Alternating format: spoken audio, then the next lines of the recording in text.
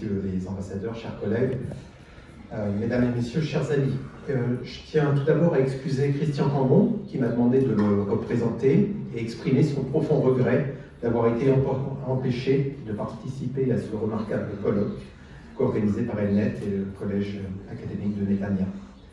Sa présence nous manquera doublement, en qualité de président de la Commission des Affaires étrangères, de la Défense et des Forces armées, mais aussi de président du groupe interparlementaire France-Maroc, avec lequel il a eu l'occasion de suivre ce rapprochement, notamment à l'occasion de l'accord de sécurité signé par le royaume chérifien avec Israël.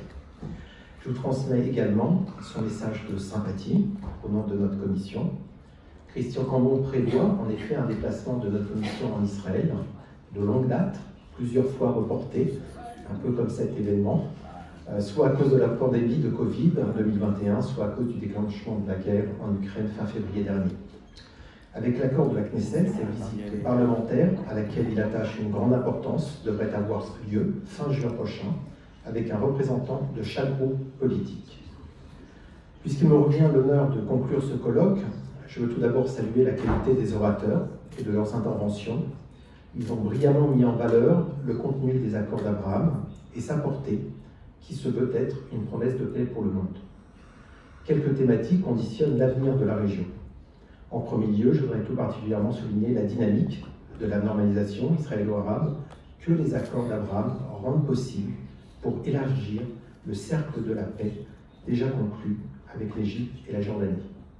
Les progrès réalisés ces derniers mois dans le dialogue entre Israël et les signataires des accords d'Abraham ne se limitent pas aux symboles. Ils sont au contraire très concrets. Et j'en veux pour preuve la signature en novembre dernier, avec le Maroc, d'un accord de coopération sécuritaire, suivi en décembre de la première visite aux Émirats arabes unis d'un Premier ministre israélien, et plus récemment, en février dernier, la conclusion d'un accord de défense avec Bahreïn. Sur le volet de la coopération de défense, que n'aurait pas manqué de signaler le président Cambon, je rappelle qu'en octobre 2021, la France a envoyé pour la première fois un détachement de Rafale pour participer à l'exercice aérien de grande ampleur, l'UFAG, organisé par Israël, avec également les États-Unis, le Royaume-Uni et la Jordanie dans un format de coalition. Avec le sommet du Negev, organisé fin mars par la diplomatie israélienne, cette dynamique a connu un développement nouveau qu'il convient de saluer. En effet, alors que la guerre en Ukraine complique les négociations sur le nucléaire iranien et interroge sur l'engagement américain dans la région, réunir autour de la même table le secrétaire d'État américain avec les ministres des Affaires étrangères des Émirats arabes unis, de Bahreïn, du Maroc et de l'Égypte est très certainement un succès symbolique majeur. Le problème iranien nous concerne tous. C'est un intérêt partagé sur lequel Israël et les pays arabes ont tout intérêt à coopérer. Plus largement, la lutte contre le terrorisme, la cybersécurité et la défense sont des priorités à traiter aussi bien dans le format des accords d'Abraham que plus largement avec les voisins arabes d'Israël, mais aussi la France et l'Union européenne. La participation de la France à la défense aérienne des Émirats arabes unis suite aux attaques perpétrées sur son sol depuis le Yémen en est une illustration. L'évocation du rôle de la France et de l'Union européenne m'amène à évoquer 3 points de vigilance. Toujours sur la question iranienne, la guerre en Ukraine fait que l'une des parties aux négociations, en l'occurrence la Russie, fait aujourd'hui défection. Il s'agit d'un sujet majeur pour la paix et la prospérité au Moyen-Orient. Pour Israël et les pays du Golfe, il est donc primordial que l'ensemble des négociateurs fassent front commun avec les États-Unis et les autres négociateurs des accords de Vienne sur le nucléaire iranien, que sont aussi la France, le Royaume-Uni, l'Allemagne et l'Union européenne, sans omettre la Chine en tant que membre de Conseil de sécurité.